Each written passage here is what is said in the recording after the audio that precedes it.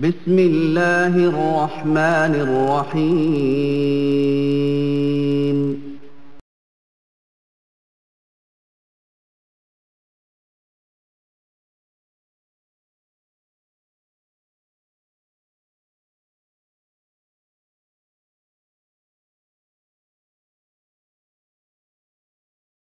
ونستعينه ونستغفره ونؤمن به ونتوكل عليه ونعوذ بالله من شرور أنفسنا ومن سيئات أعمالنا من يهده الله فلا مضل له ومن يضلل فلا هادي له ونشهد أن لا إله إلا الله ونشهد أن محمدا عبده ورسوله.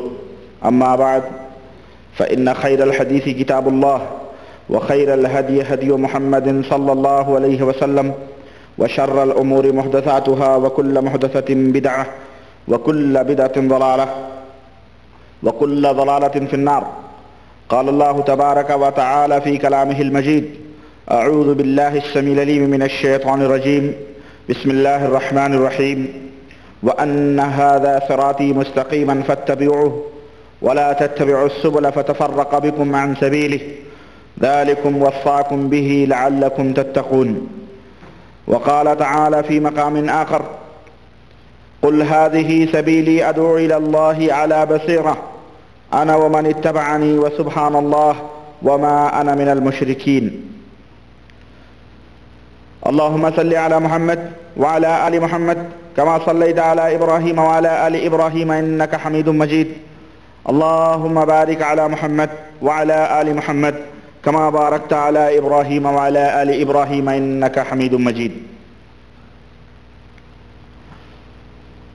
تمام قسم کی حمد و ثنا، کبریائی اور بڑائی اس خالق کائنات کے لیے لائق و زیبا ہے جس نے ہمیں اور آپ کو پیدا فرمایا، اور بیش بہا درود و سلام اس ذات مبارکہ مطہرہ مقدسہ پر جو ساری کائنات کے لیے رشد و ہدایت بنا کر کے بھیجے گئے۔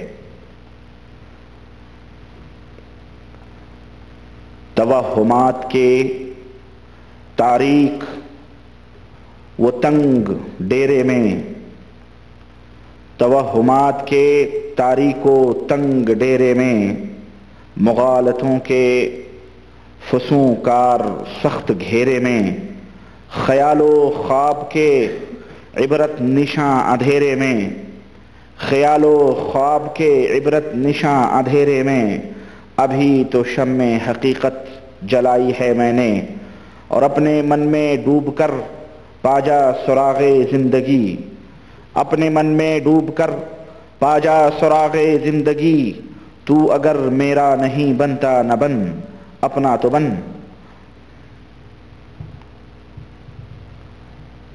دوستو، بزرگوں اور بھائیوں،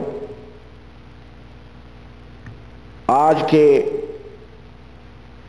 اس اجتماع میں میری تقریر کا، میرے درس کا، میرے لیکچر کا جو موضوع ہے وہ بڑا اہم موضوع ہے، اور وقت کا ذرا سلگتا ہوا موضوع ہے، اور وہ ہے مقلدین دیوبند کی ڈائری۔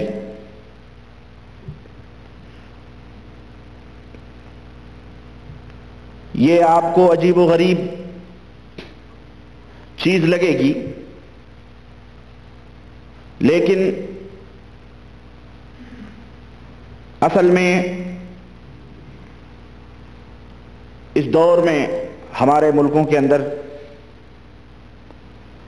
ان سب چیزوں کی بھی بے حد ضرورت ہے۔ مسلمانوں کو کافی پریشانیاں ہو رہی ہیں سمجھنے میں، صحیح راستوں کے انتخاب کرنے میں، چوائس کرنے میں۔ اس لیے وقت کی یہ ضرورت بھی ہے کہ مسلمانوں کو اس طرف توجہ دلائی جائے تاکہ وہ صحیح جماعت، صحیح گروہ کا انتخاب کر سکیں، اور ہم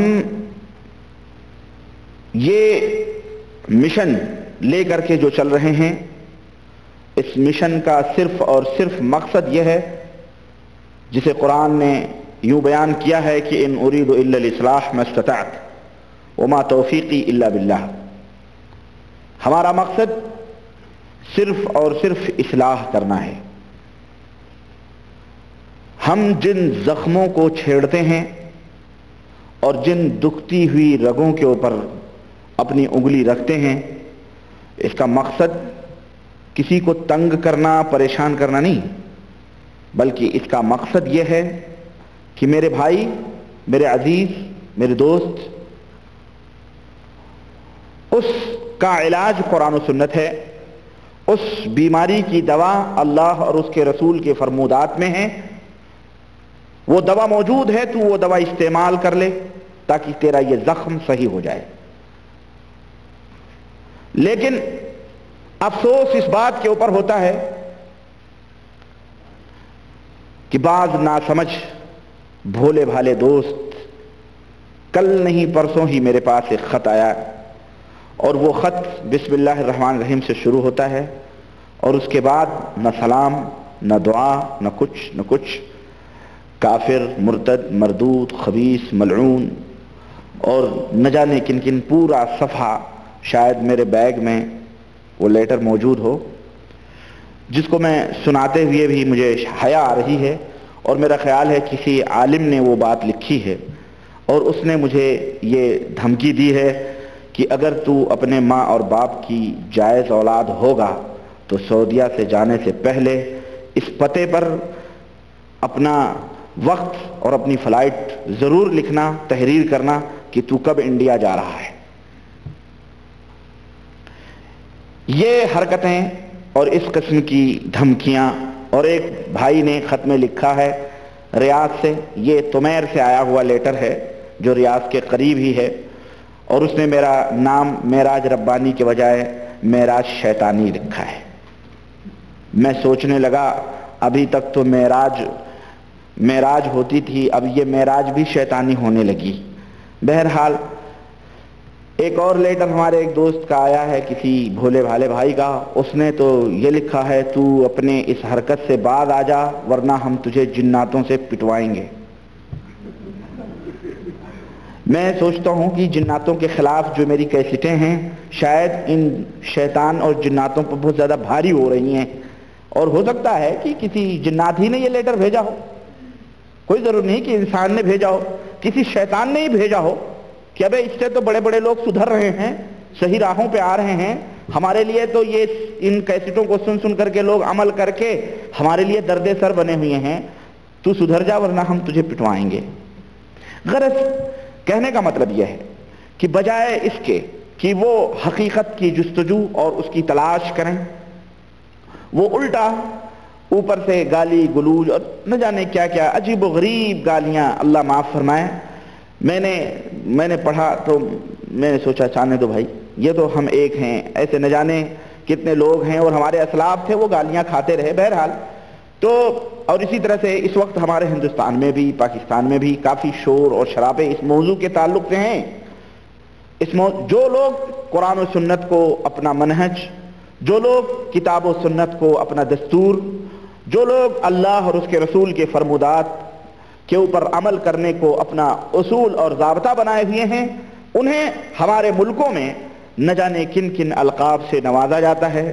انہیں برا بھلا کہا جاتا ہے، انہیں لا مذہب کہا جاتا ہے، انہیں کافر بددین کہا جاتا ہے، انہیں جو ہے دائرہ اسلام سے خارج کہا جاتا ہے، خبیث، ملعون، شیطان، اور نہ جانے بلید اور بیوقوف اور احمق اور جاہل اور نہ جانے کن کن القاب سے نوازا جاتا ہے. یہ ان لوگوں کے ساتھ ہو رہا ہے اس وقت ہمارے ملکوں کے اندر جو قرآن و سنت کی بات کرتے ہیں وہ لوگ. میں چاہ رہا تھا، میں نے سوچا کہ ذرا میں وقت کی نزاکت کو سمجھتے ہوئے میں انہیں بھی ان بہت آئینے دکھلا چکا ہوں، لیکن ذرا مزید آئینے دکھلاؤں کہ میرے بھائی تیرا گھر